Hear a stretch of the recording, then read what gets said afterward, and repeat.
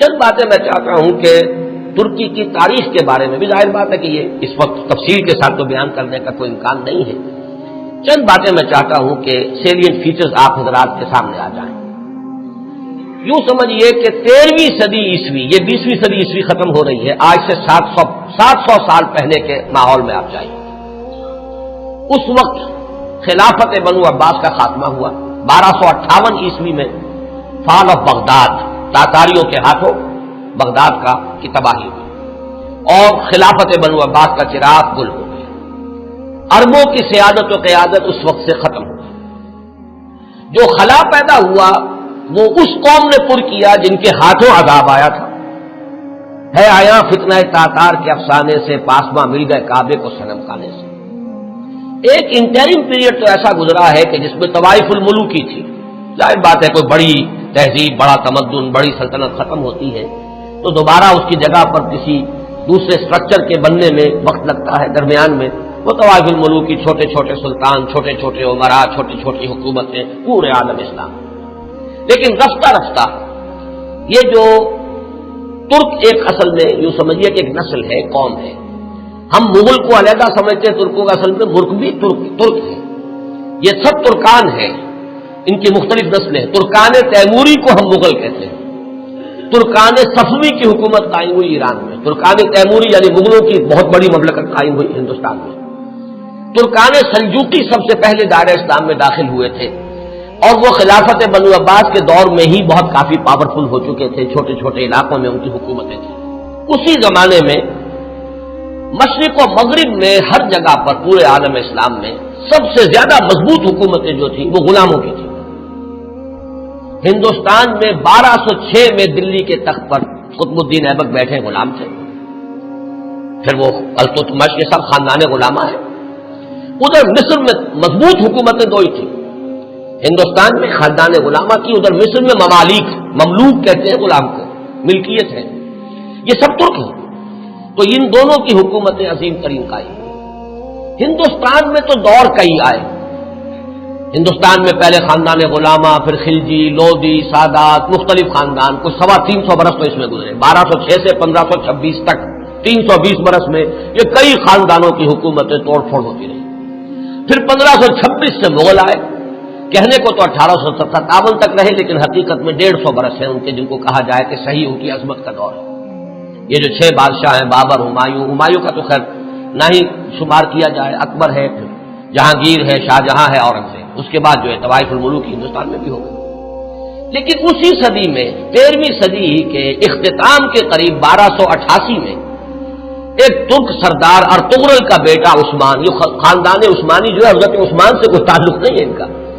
یہ اکثر لوگ چونکہ اس میں بھی مغالطے میں دیکھا بڑے بڑے پڑھے لکھے لوگ، امریکہ کے ڈاکٹرز بھی اس مغالطے میں تھے کہ شاید ان کا تعلق حضرت عثمان سے، جیسے بنو عباس کا حضرت عباس سے ہے تو یہ عثمانی سلطنت جو ہے یہ شاید یہ حضرت عثمان کی نسل سے، اس کوئی تعلق نہیں، یہ تو ترک ہے. عثمان بیگ اس کا نام تھا سردار کا. اس نے چھوٹی سی حکومت قائم کی. ویسے تمام مسلمانوں کی حکومتیں تھیں، اناطولیہ پورا کا پورا جو ہے مسلمانوں کا تھا، مختلف چھوٹی چھوٹی ریاستیں. لیکن عثمان بیگ نے 1288 میں اس وقت کا جو ترکی ہے اس کا شمال مغربی کونا، صرف ایشیائی ترکی، اس میں چھوٹی سی حکومت قائم کی. 1288 سے لے کر اس کے بعد یہ حکومت جو ہے تسلسل کے ساتھ قائم رہی. اور فرق یہ ہے کہ ہندوستان میں تو جیسا کہ میں نے عرض کیا اس عرصے میں بہت سے خاندان آئے اور ختم ہوئے. مغلیہ دور آیا، ختم ہوا، پھر انگریز بھی آ گئے. لیکن یہ کہ 1288 سے لے کر اب یہ 1992 تک وہ سلسلہ وہاں قائم، کوئی دخل نہیں. عروج و زوال انہی کے درمیان آئے ہیں. کبھی ان کی سلطنت بہت پھیل گئی، کبھی سکڑ گئی. پھر یہ کہ آج بھی بہرحال پورا ایشیا مائنر جس کو آپ کہتے ہیں، ایشیا کوچک، اناطولیہ کا پورا علاقہ، اور یورپ میں بھی بہرحال 3% ان کا رقبہ جو ہے یورپ کے اندر بھی ہے. آج بھی وہ مملکت قائم ہے. اور اس مملکت کے اندر نوٹ کیجئے پورے 400 برس تک خلافت رہی. ویسے تو 600 برس سے زائد ہو چکے ہیں 1288 سے لے کر، اور یہ 1992 تک، یہ تو 700 سال کی حکومت ہے. لیکن یہ کہ خلافت جو ہے وہ 1520 سے شروع ہوئی.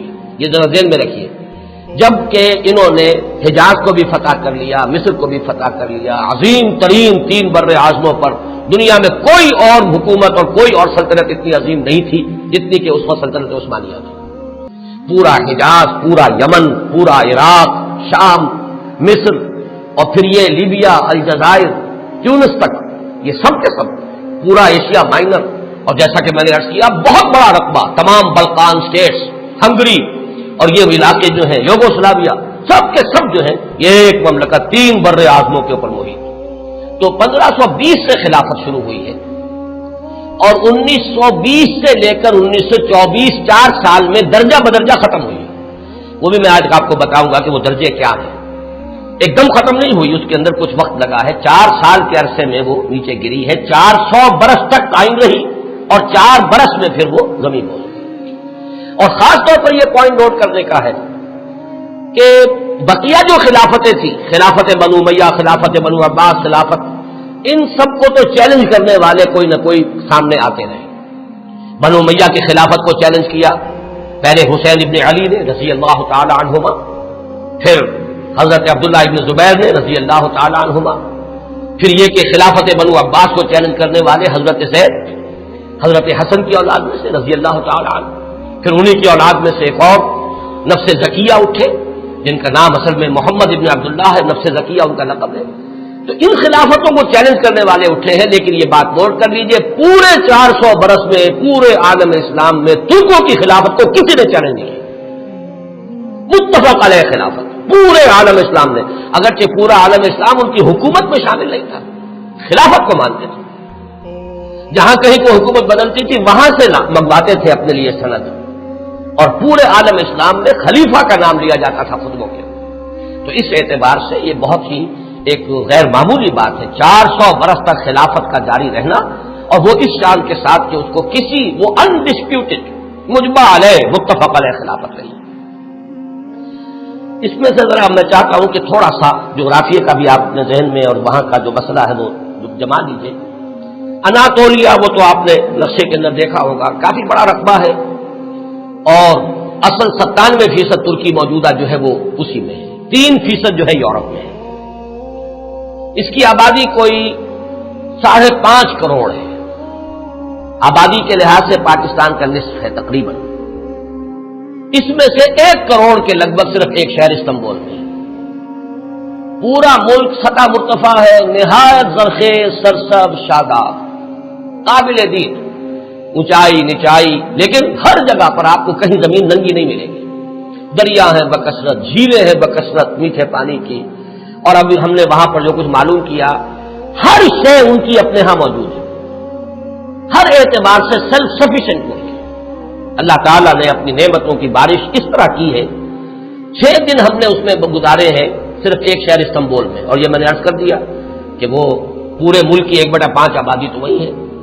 یہ شہر شاید دنیا کے اس اعتبار سے خوبصورت ترین شہروں میں سے ہوگا کہ یہ ایک تو یہ کہ نگینے کی طریقے سے یہ یورپ اور ایشیا سنگم ہے، اس کا نس پر واقع ہے۔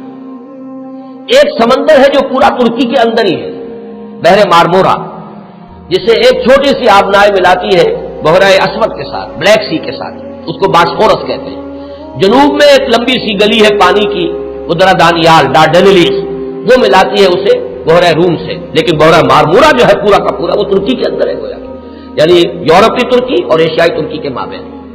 اور استنبول شہر جو ہے وہ بہت خوبصورت، اور عظمت پارینہ اگر مسلمانوں کی دیکھنی ہو تو شاید دنیا کا کوئی اور شہر نہیں ہے کہ جو ہم پلہ ہو سکے۔